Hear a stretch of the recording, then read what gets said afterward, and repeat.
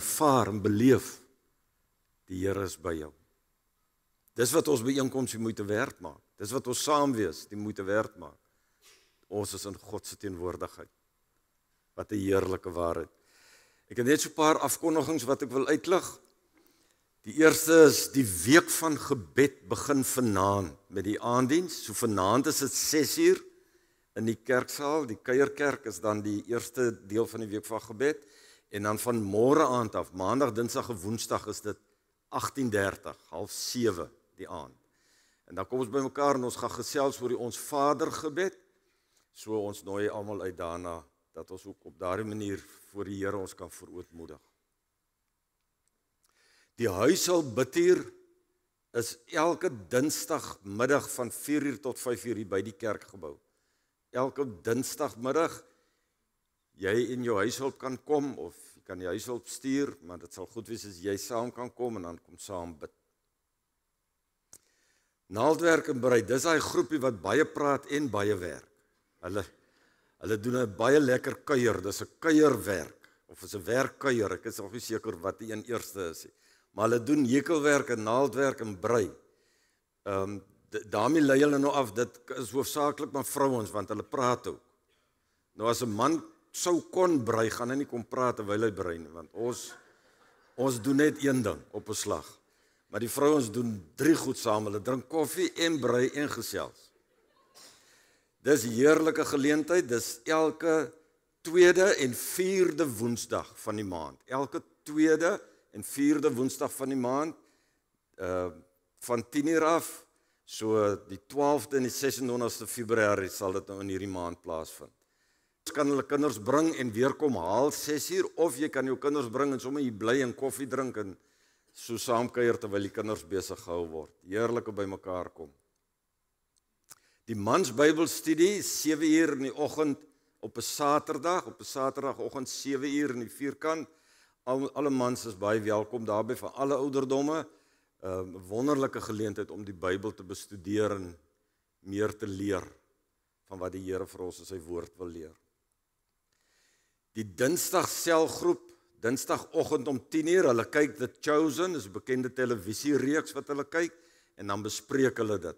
So dis 'n baie goeie geleentheid om te kom, dis vir mans en vroue van enige ouderdom, Dinsdagoggend 10:00. En dan soek die jeug nog een mentor vir graad 6. Vir graad 6. Die graad 6 is nou die ou standaard 4, as ek dit reg het. As jy voel dat die Here jou daar kan gebruik, dat jy 'n mentor kan wees en 'n voorbeeld en leiding kan gee aan kinders van daardie ouderdom, moenie skaam wees nie, laat die Here jou lei en sê ja daarop en kom meld aan asseblief by Danica. As jy voel dit is waar die Here jou kan gebruik.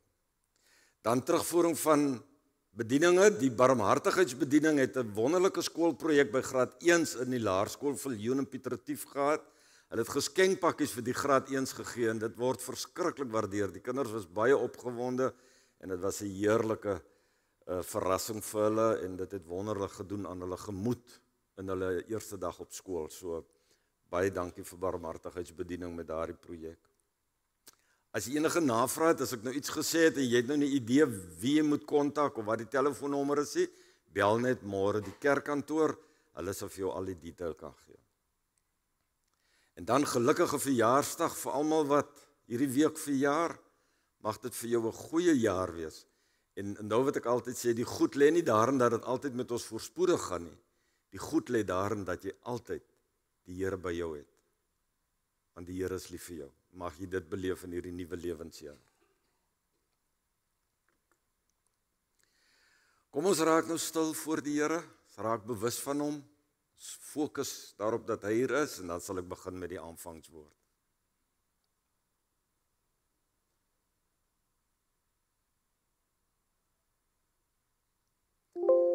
Prys die Here en eer sy naam. Buig voor die Here in aanbidding.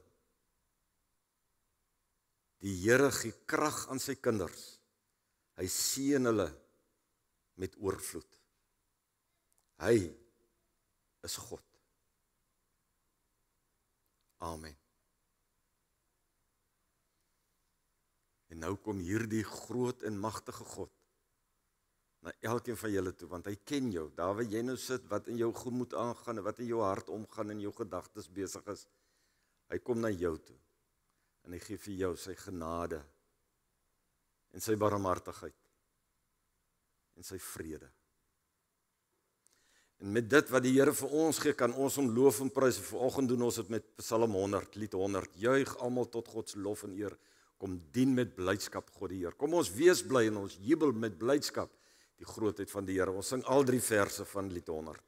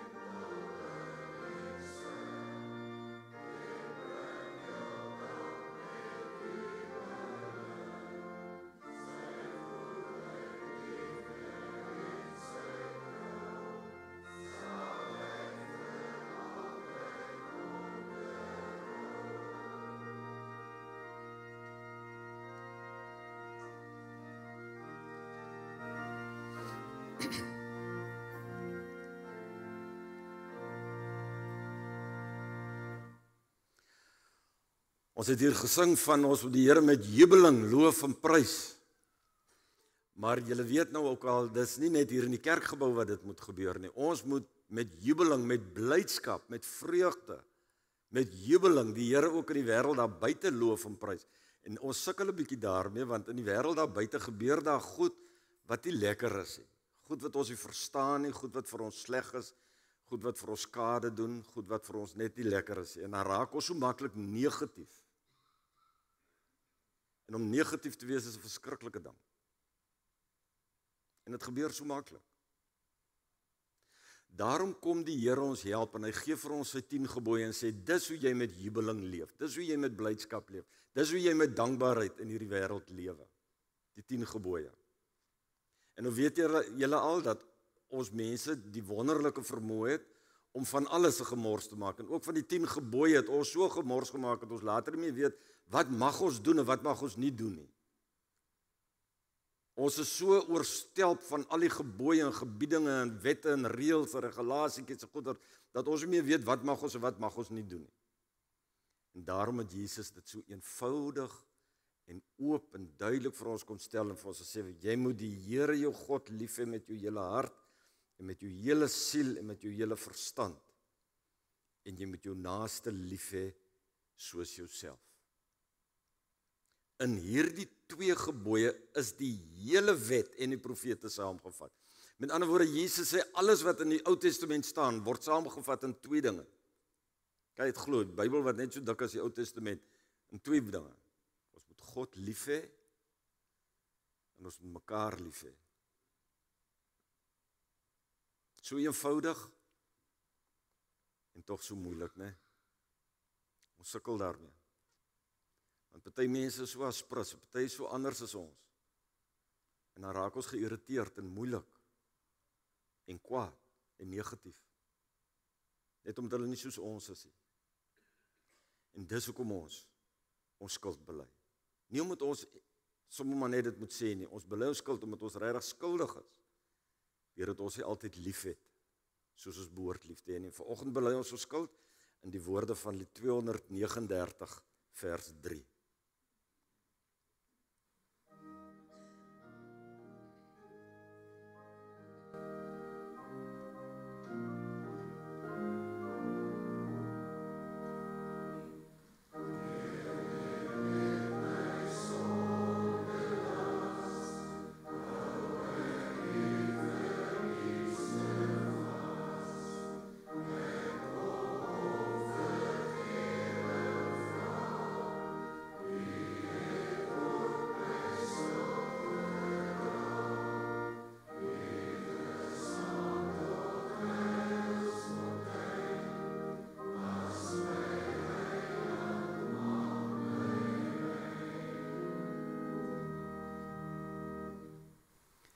Jy sien, as ons voor God staan, is ons regtig leeg. Ons wil graag voor die Here staan en sê, Here, ek is nie te sleg nie. Ek het daarom dit gedoen wat goed is en ek het daarom so gemaak wat reg is en ek het dan daar u wet nagekom en ek het dan daar so 'n bietjie liefde betoon en so wil ons onsself vergoed. Ons wil ons vergoeilik, as daar so 'n woord is, voor die Here. Ons wil vir die Here wys, ons is nie so bad soos wat die wêreld dink en soos wat mense sê, soos wat die dominee graag sê, ons is leeg met net ons sondelas. Maar dis wat die Bybel ons leer. Ons is leeg. Ons het net ons sonde wat ons na die Here toe kan bring. En as jy dit nou gebring het na hom, en jy dit voor hom kom lê, dan moet jy ook glo dat hy jou rein was, skoon was, vergewe, vryspreek. Nie halfpad vryspreek nie. Nie sê hy sal jou bietjie toets en eers kyk of jy bietjie beter gaan raak nie. Hy maak ons skoon, soos ek en jy nou hier sit. Ek staan. Is ons heilig? Omdat God ons in Christus heilig maak. Glo dit en gaan lewe dan as heiliges in hierdie week, wat sy naam verheerlik in alles wat jy doen. Mag dit waar wees vir elkeen van ons, dat ons sy naam sal verheerlik. En daarom gaan ons geloof bely. En ons bely ons geloof, nie omdat ons so sterk is in die geloof nie, maar omdat God, die objek van ons geloof is, dit oor God gaan. En ons bely dit vanoggend in die woorde van Lied 265, vers 1 en 2.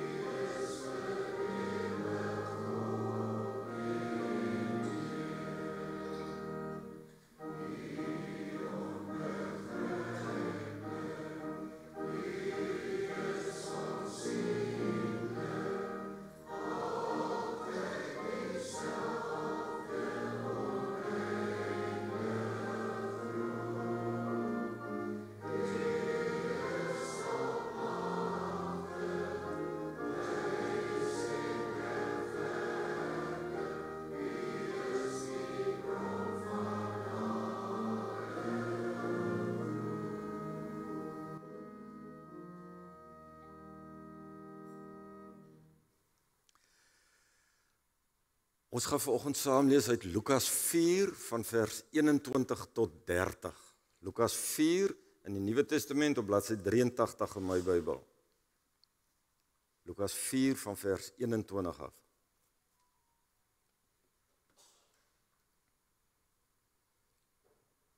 Dit sal ook op die skerm verskyn, maar ek weet party van julle verkies om dit uit die Bybels te lees, dis reg so, bladsy 83.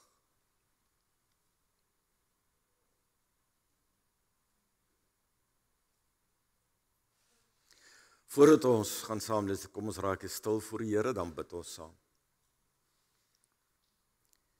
Here onse God, ons kon nou sing van die vergifnis wat U ons ontvang het, wat U vir ons gee, onverdiend.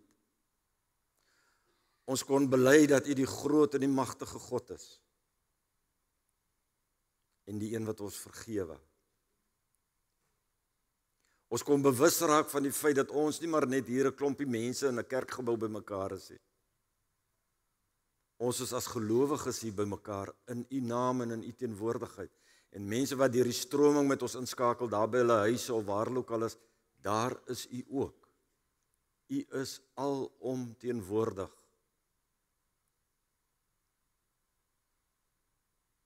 Dankie dat ons U mag aanbid.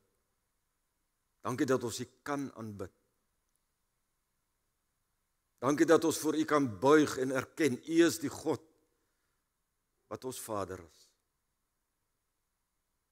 Dankie dat ons ervaar elke dag hoe U ons lei en leer, hoe U ons versorg en beskerm. Ja, Here, U liefde het net geen einde nie. Dit hou nie op nie. U raak nie moeg van ons nie. U raak nie op van ons of geïrriteerd met ons nie. Dankie daarvoor. Dankie, Here, dat U ons so liefhet. En ons bid dat elkeen in hierdie gemeente wat een of ander swaar kry beleef, elkeen wat een of ander trauma of hartseer of bekommernis of wat dit ook al is ervaar, ons bid dat hulle sal ervaar hoe U liefde hulle toevou. Hoe U hulle omvou met U genade en U goedheid. Hoe U hulle sterk maak, hoe U hulle krag gee. Ja, Here, hoe U genees en herstel. Hoe weer opbou wat afgebreek is. Dankie dat U dit doen. Omdat U vir ons liefhet.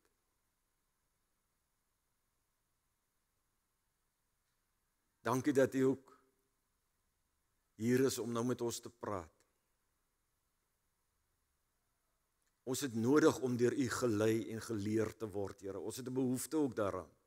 Daarom bid ons dat U ook vanoggend dit stil en rustig in ons gemoed sal maak. Ons gedagtes is so hollers te boller. Maak dit rustig, Here, dat ons hoor wat U vandag vir ons wil leer. Laat U woord en die Gees met ons praat. En laat U naam verheerlik word. Ons vra dit in Jesus se naam. Amen.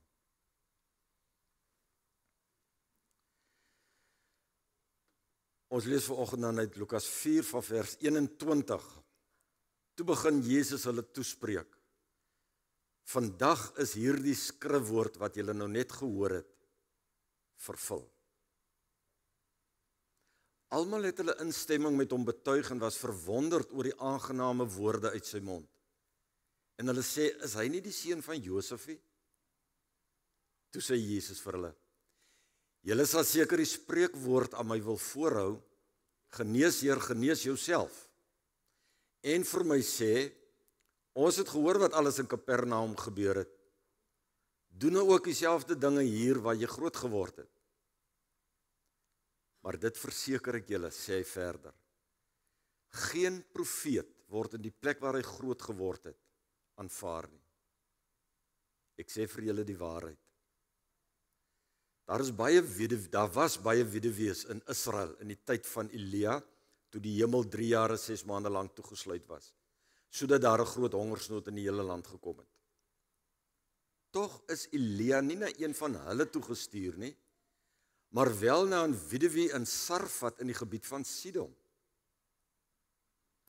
En daar was baie melaatses in Israel in die tyd van die profeet Elisa. Tog is nie een van hulle genees nie, maar wel Naaman die Siriër. Almal in die sinagoge was woedend toe hulle hierdie dinge hoor. Hulle het opgespring om uit die dorp uitgejaag en hom gebring tot op die rand van die berg, waarop hulle dorp gebou was, om hom van die kraans af te gooi. Maar Jesus het tussen hulle deurgeloop en weggegaan. Ons lees net tot sover.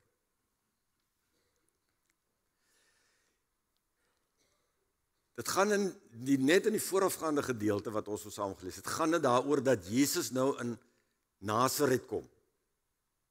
Hy is in die begin van sy bediening. Hy is besig om oral te gaan, hy het nou baie in Galilea al rond gaan preek. Nou kom hy in Nasaret, sy grootword dorp. En nou kies Jesus om daar te preek oor die genadejaar. Julle kan dit nou net in die voorafgaande verse lees. Hy preek oor die genadejaar. Hy sê eintlik vir die mense, die genade tyd het aangebreek, die vernuwingstyd, die hersteltyd het aangebreek. Want wat hy eintlik vir hulle sê is dat hy die Messias is. Die Messias het gekom. En dan kom ons nou in hierdie gedeelte wat ons nou saam gelees het, lees ons die mense se reaksie op Jesus se prediking. Die mense se reaksie daarop. Nou omdat hy in Galilea al 'n paar keer gepreek het, het die mense in Nasaret gehoor wat Jesus al alles gepreek het en gedoen het. En hulle het gehoor dat hy wonder gedoen het. Wonder. Nou het hulle verwag dat hy dit by hulle ook gaan doen. Hulle het 'n sekere verwagting van Jesus gehad, en dan voldoen Jesus nie aan hulle verwagting nie. En dan wil hulle hom doodmaak. Sommer hier aan die begin van Jesus se bediening, wil hulle hom doodmaak.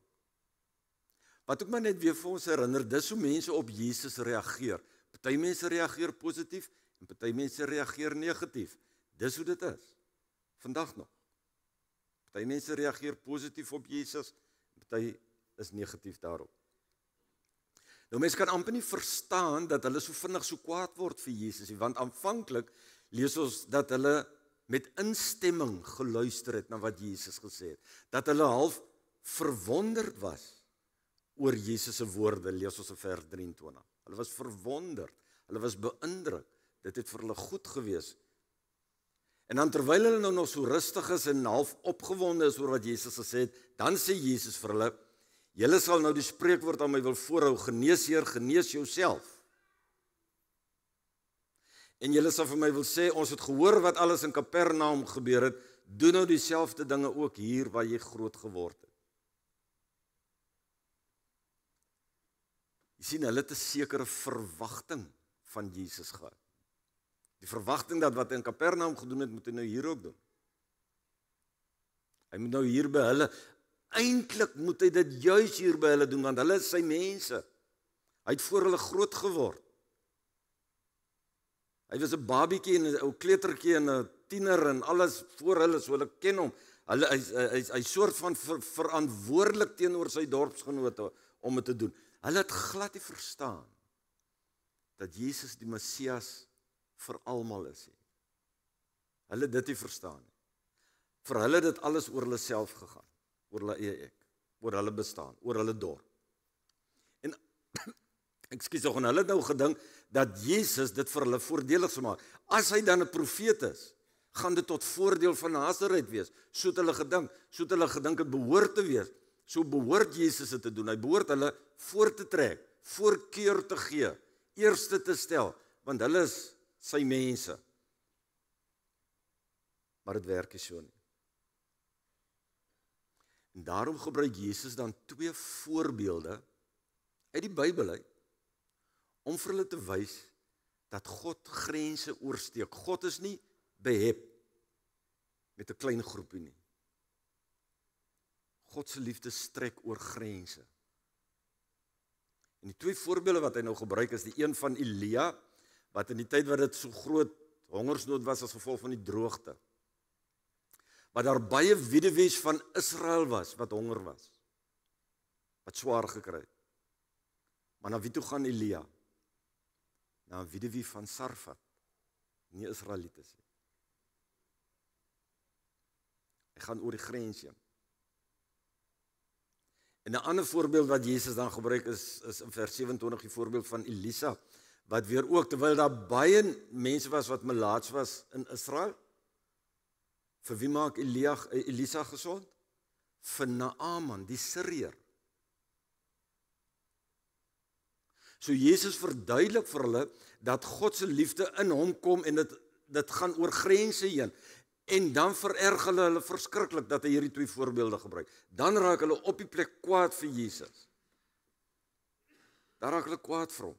Jy sien, terwyl Jesus gepraat het oor die genadejaar, terwyl Jesus gepraat het oor God se genade wat ook vir hulle bedoel is, toe was dit lekker, toe was dit goed, toe was hulle verwonderd, toe was dit aangename woorde van Jesus. Maar die oomblik toe Jesus praat dat jy oor grense moet lief hê, oor grense moet, toe raak dit so kwaad dat hulle hom wil doodmaak. Die gebruik was, jy gooi iemand so van die kraans af en as hy nou daar onder lê en sy bene is gebreek, dan gooi hom met klippe dood. Dis wat hulle met hom wou doen. Hulle wil hom doodmaak. Hy praat net te veel. Waar kan hy nou oor grense wil kom verkondig, terwyl hulle, die Israel, die volk van God is? En Jesus het ons gekom om te sterf, maar nie op daai tyd en daai dag, op daai manier nie. So hy het stil omgedraai en weggegaan, en hulle kon hom nie kry nie. Sien, hulle wil hom doodmaak, omdat Jesus grense oorgesteek het. En Jesus was nogal verskriklik lief om grense oor te steek. 'n Ander goeie voorbeeld lees ons in Johannes 4 vers 1 tot 6. Johannes 4 vers 1 tot 6. Daar lees ons hoe Jesus op pad is. En dan besluit hy nie om die Joodse pad om Samaria te gaan nie, hy gaan kortpad hier deur Samaria. 'n Jood doen dit nie. Jy stap nie deur Samaria nie. Onthou die Jode en die Samaritane het niks vir mekaar gehou nie. Die Samaritane was onheilig, vuil, vrot mense. Jy het jou nie gemeng met hulle nie, jy het nie gepraat met hulle nie. Jesus kies om deur Samaria te stap, hy steek die grens oor, in plaas van om die ompad te loop. En asof dit nie genoeg is, gaan sit hy by die put. Nou om by die put te sit is so goed soos om by die koffieshop te gaan sit. Vandag se koffieshops waar mense sit en lekker kuiere gesels. By die put was so 'n communal plek waar mense gekuier het.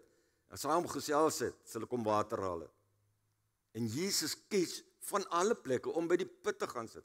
En asof hy nie genoeg grens oorsteek, steek hy nog 'n grens oor. Hy vra vir 'n Samaritaanse vrou of sy nie vir hom water sal gee nie. Jesus het graag grense oorgesteek. Hy het dit graag gedoen. Waarmee hy iets vir ons wil sê is, ek en jy moet oppas vir mensgemaakte grense. Dat ons dink ons loop God se pad, maar dan is dit mensgemaakte grense. Ons moet baie seker maak, ons vertoon Jesus se beeld in hierdie wêreld. Ons moet baie seker maak, mense kan Jesus in ons sien. Dan kan ons nie ons deur mensgemaakte grense laat keer en ophou nie. Nie as ons Jesus wil volg en sy beeld wil vertoon nie. Ek wil nou vanoggend 'n eksperiment doen hierso. Dit werk, want ek het dit by die huis getoets, dit werk. Maar julle sal nou moet mooi die reëls luister. Ek gaan nou so 'n blob, so 'n swart blob op die skerm gooi. Dis is sommer net so blop. Iemand het gemors met ink. Maar sien julle daar tussen wat soos 'n hartjie lyk, net regs van daai hartjie links, daai swart hartjie, is daar 4 sulke kolletjies op 'n 4 sulke regaf kolletjies. Sien julle dit? Sien julle dit? Ja, okay. Jy moet nou vir 30 sekondes, is lank. Jy moet nou vir 30 sekondes net op daai 4 kolletjies fokus. Ek gaan tel, ek gaan tot 30 tel. 30 tel is so. Jy fokus net op daai swart kolletjie. Moet nou nie links of regs of bo of onder kyk. Jy kyk net na daai 4 kolletjies. Fokus stip daarop. Kyk stip net na daai kolletjies. 1 2 3 4 5. Fokus net op die kolletjies. 7 8 9 10 11 12 13 14 15. Jy moet stip op die kolletjies fokus. 18 19 20 21 22 23 24 25 26 27 28 29 30 en nou maak jy jou oë toe. Maak nou jou oë toe. En dan kyk jy, wat sien jy? Agter jou ooglede, wat sien jy daar? Jy het nie dit gedink nie, né? En ek hoop julle sien, want ek het dit ook nou gesien. As jy nie gesien het, jy is veronderstel om 'n prentjie van Jesus te sien. Jy is veronderstel om 'n prentjie. Wie het vir Jesus gesien? Daar is 'n klomp aan wat vir Jesus gesien het, 'n prentjie van Jesus. Dit is, jy fokus op die punt en dis wat ons in hierdie wêreld moet wees. Ek en jy moet so leef dat mense Jesus in ons kan sien. Want hierdie mense kon nie eers Jesus in homself sien nie. In vers 21 sê Jesus, hierdie woord is vandag vervul voor julle. Vers 21 sê, hierdie genadejaar het aangekondig, het word vervul in my, in Christus. word dit vervul. En dan wat is die eerste ding wat hulle sê? My wêreld, is dit nie Josef se seun nie, wat praat hy nou? So hulle sien een van die kolletjies, in plaas van al 4 te fokus. Hulle fokus op een kolletjie. Nou sien hulle nie vir Jesus nie. En so fokus ek en jy ook baie keer net op een aspek van ons geloof. Ons sal byvoorbeeld op 'n Sondag in die kerk sit, die Here aanbid en dien en lief hê. Maar by die werk, daar vloek en skel ons maar soos almal. Of by die huis doen ons maar dinge wat almal by die huis doen, die wêreldse mense ook doen. So ons fokus nie altyd om Jesus sigbaar te maak nie. En daarom het ek gedink om 'n paar praktiese idees te gee wat vir ons kan help hoe ons Jesus sigbaar in ons lewe kan maak. Wat sê hulle, wat the dots? To connect the dots. Dat die dots connect. Dat mense Jesus sien. En nie vir my eie ek, my eie naam, my eie eer, my eie volk, my eie nasie, my eie taal, my eie status, my eie voordele, my eie voorregte nie. Het gaan nie oor my nie. Het gaan oor Jesus. En die eerste praktiese raad is, maak elke vreemdeling wat jy ontmoet bly, dat hy jou ontmoet. Dis Oscar Wilde wat gesê het, party mense bring vreugde as hulle na jou toe kom, en party mense gee vreugde die slag as hulle net weggaan. Net Chayla, gee net pad, dan is dit vreugde. So ek en jy moet oppas dat ons die laasgenoemde is, dat mense bly is as ons gee pad het. Ons moet dit vir mense lekker maak, as ons in hulle geselskap kom. Ons moet dit vir mense goed maak, opbouend maak, versterkend maak, as ons in hulle geselskap kom. Ons moet vreugdebringers wees,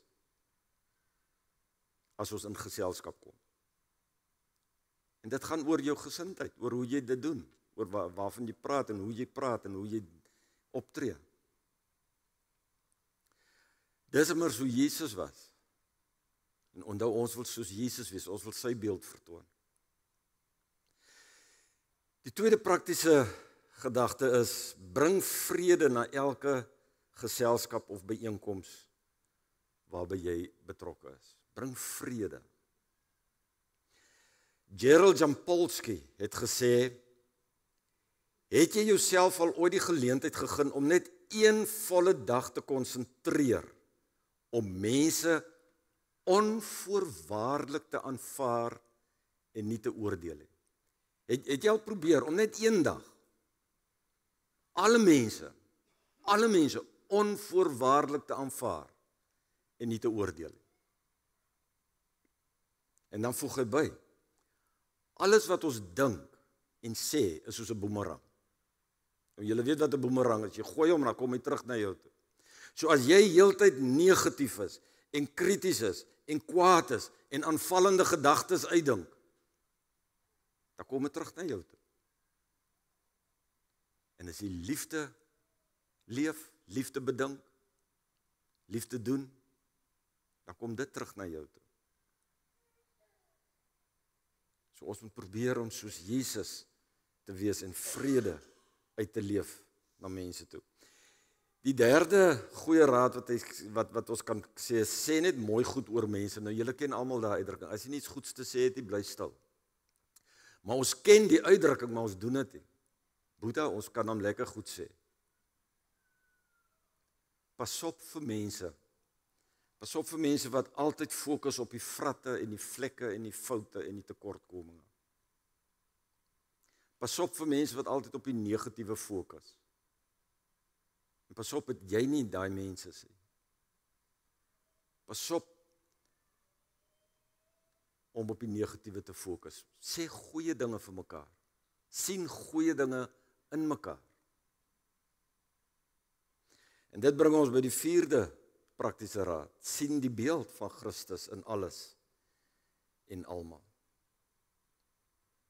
As jy Christus raak sien in die wêreld rondom jou, in die mense rondom jou, dan raak die wêreld 'n mooi plek. Dan raak die wêreld 'n aangename plek.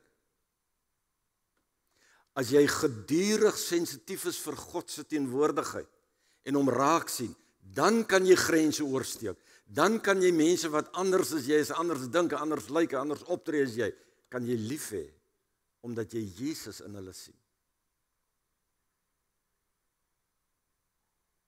Dis wat Jesus gedoen het, en die mense was woedend vir hom. Hoe durf hy dit sê? Hulle was so kwaad vir hom, hulle wou hom doodmaak.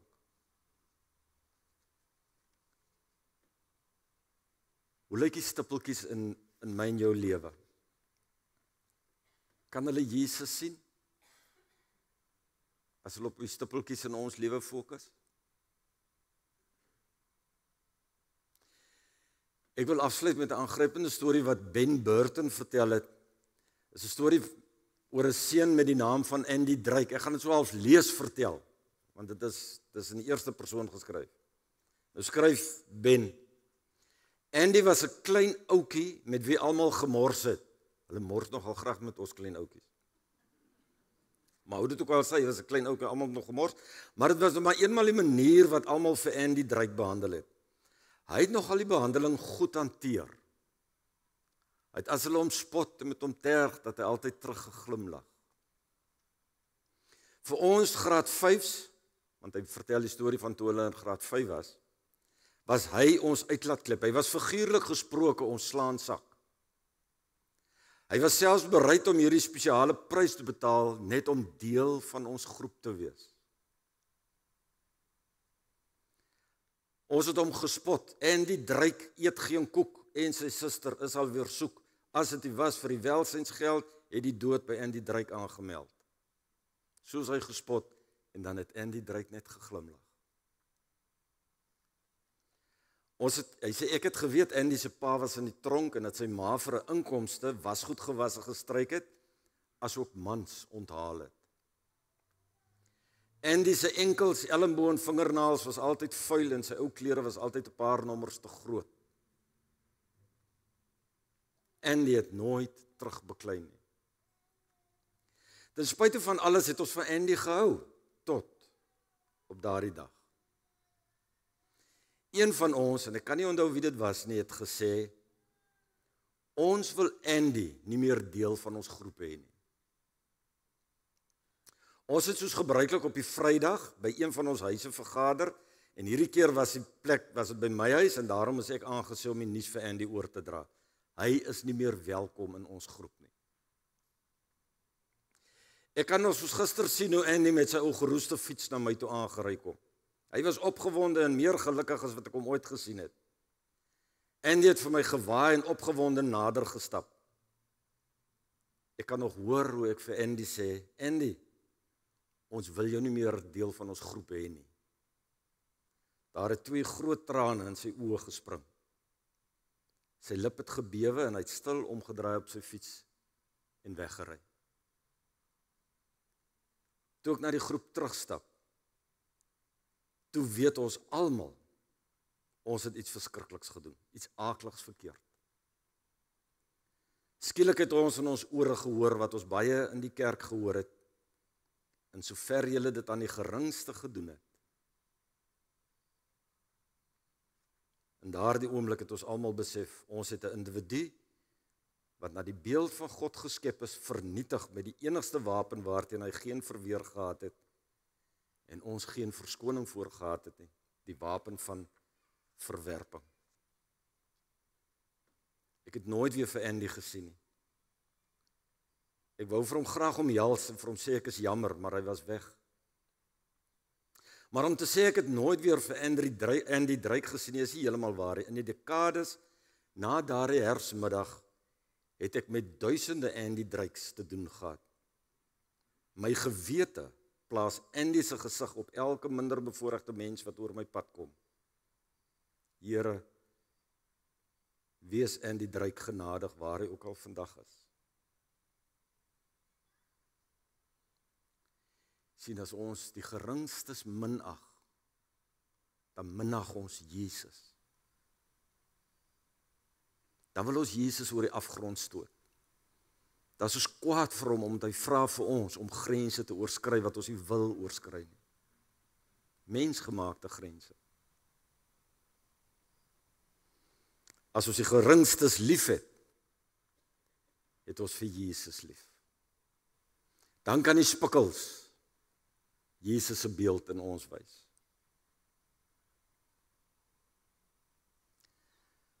Dit bly maar 'n ongemaklikheid. Dit is ongemaklik om Jesus te volg. Dit is ongemaklik om sy opdragte uit te voer. En ja, dit is maar ongemaklik om grense oor te steek, né? Amen.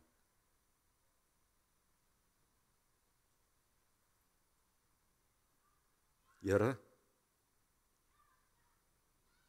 vergewe ons asseblief. Vergewe ons dat ons mensgemaakte grense as God gegewe beskou.